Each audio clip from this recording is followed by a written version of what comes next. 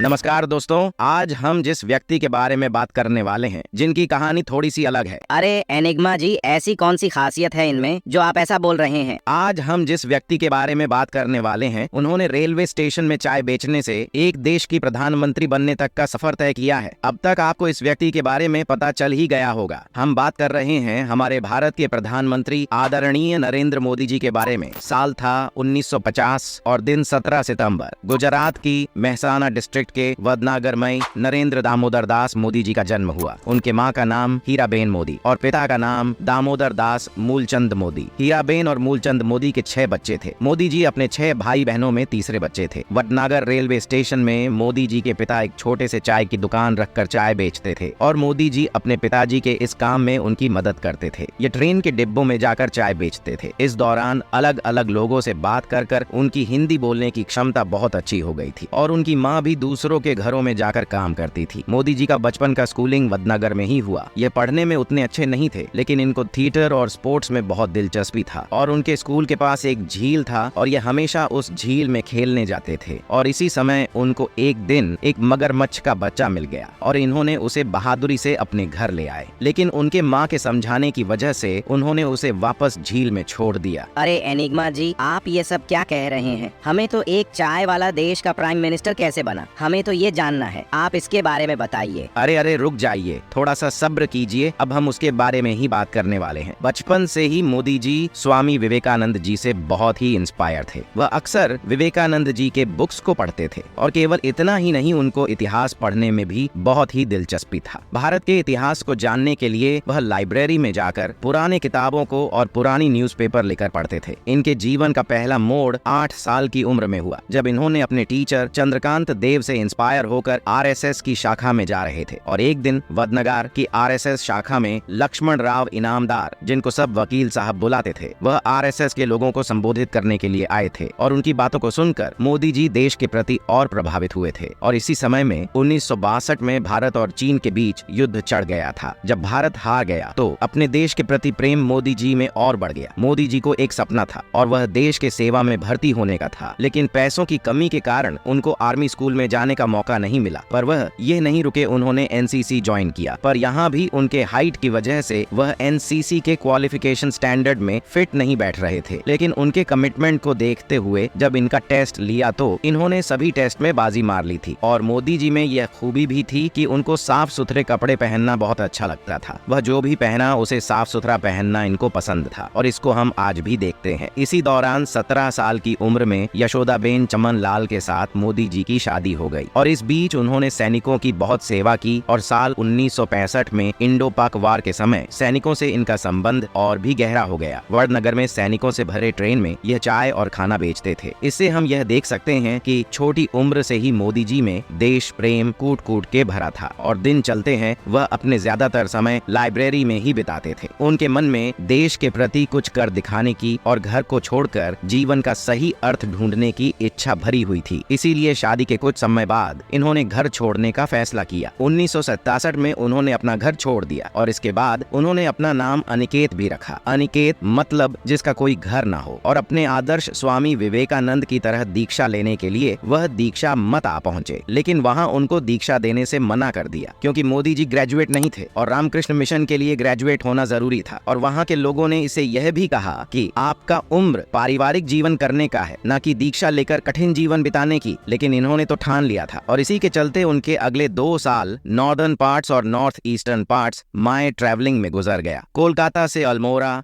अल्मोड़ा से केदारनाथ, दिल्ली, राजस्थान और राजकोट से होते हुए वह गुजरात आ पहुंचे और साल 1959 में हुआ अपने बर्थ प्लेस वडनगर पर वापस आ गए थे। मोदी जी के घर में बहुत ही दुख का माहौल बन गया था क्योंकि वह आप अपने बेटे को घर छोड़ने देखकर उनके मन में दुख और पीड़ा हो रही थी। इससे पहले कि यह सब मोदी जी को कमजोर कहते, वह फिर से अपने सफर पर निकल गए और अपने सफर पर वह अहमदाबाद गए और अपने मामा के चाय की दुकान में उनकी मदद करने लगे। इस बीच मोदी जी का आरएसएस में आना जाना लगा रहता था और इसी बीच उनके उनकी मुलाकात फिर से वकील साहब से हुई और यहीं से मोदी जी का आरएसएस में आगमन हुआ और वकील साहब ने गुजरात के आरएसएस शाखा में मोदी जी को रहने के लिए सारा इंतजाम कर दिया था और साल 1971 में 18 वर्षीय उम्र में मोदी जी आरएसएस में भर्ती हो गए और यहाँ उनका काम प्रचारक का था और समय बीते वह अपना पूरा ध्यान आरएसएस के कामों में लगाना शुरू कर दिया। ये गुजरात के सभी जगह में जाकर प्रचार करने लगे। इसकी वजह से उनको लोगों का काम और समस्या दोनों का समझ बहुत ही अच्छे से आने लगा और ऑफिस में भी सभी को उठाना, चाय नाश्ता देना और साफ सफाई का काम उनके ऊपर था और इसी बीच उन्होंने अपनी पढ़ाई छोड़ दिया था, पर वकील साहब ने उनको पढ़ाई पूरे करने के लिए प्रोत्साहित किया था। मोदी जी के पर्सनैलिटी में इतने बदलाव लाने में वकील साहब का एक बहुत बड़ा योगदान है और मोदी जी यह भी कहते हैं कि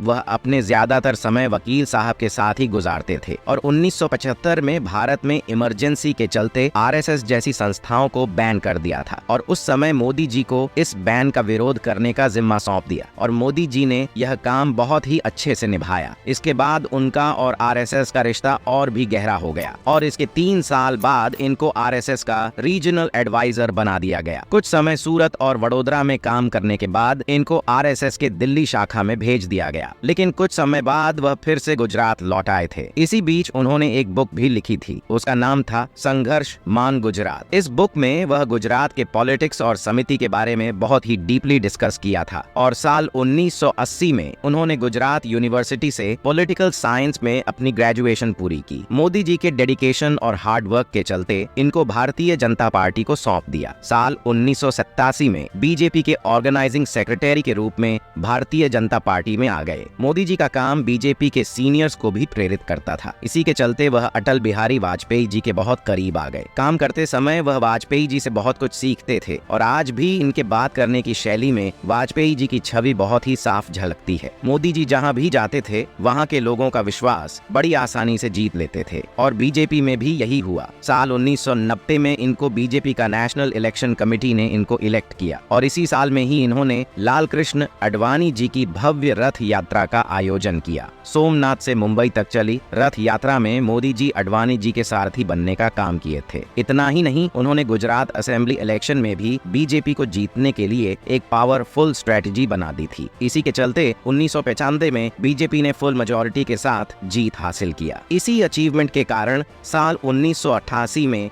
मोदी जी बीजेपी के नेशनल सेक्रेटरी बन गए, पर मोदी जी का पॉलिटिक्स में एंट्री हुआ 2001 में, जब केशु भाई पटेल को इन्होंने रिप्लेस किया, क्योंकि केशु भाई पटेल की तबीयत उन दिनों में बहुत खराब थी और इस समय उनकी जगह अगर कोई ले सकता था तो वह थे मोदी जी। इसी दौरान गुजरात में एक अनफॉर्चुनेट घटना भी हुई और वह था गोधरा राइट्स और यह घटना मोदी जी की सबसे बड़ा कंट्रोवर्शियल घटना थी। अपोजिशन पार्टीज ने इन राइट्स को लेकर मोदी जी पर कई सवाल उठाए, लेकिन सुप्रीम कोर्ट ने इस केस के ऊपर मोदी जी को क्लीन चिट दे दिया और इसके बाद से ही वह कंसेक्यूटिवली 3 बार सीएम पद पर नियुक्त हुए और उनके दौरान गुजरात के इकोनॉमी, एग्रीकल्चर और टेक्नोलॉजिकल डेवलपमेंट में बहुत ही तेजी मिल गई थी। साल 2000 से 2010 तक गुजरात में 10.9 का ग्रोथ रेट अचीव किया, जो उस समय बाकी सारे राज्यों से बहुत ज्यादा था और गुजरात के प्रगति को देखते हुए केवल बीजेपी में ही नहीं बल्कि पूरे देश में एक स्ट्रॉन्ग लीडर के रूप में सामने आए थे और इसी वजह से 2014 में वाराणसी से अपने पहले लोकसभा इलेक्शंस लड़े और इनमें उनको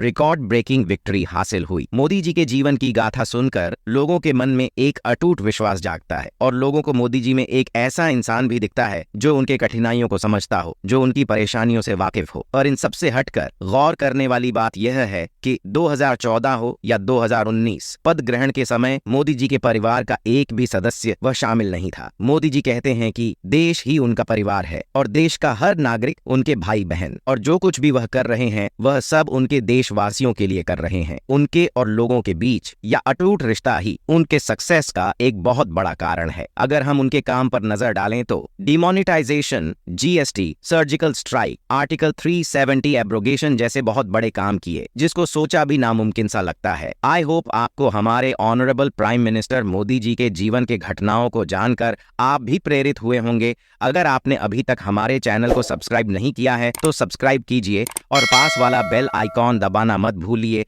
हम मिलते हैं आपसे ऐसे ही इंस्पिरेशनल कहानियों के साथ। तब तक के लिए जय हिंद, वंदे मातरम।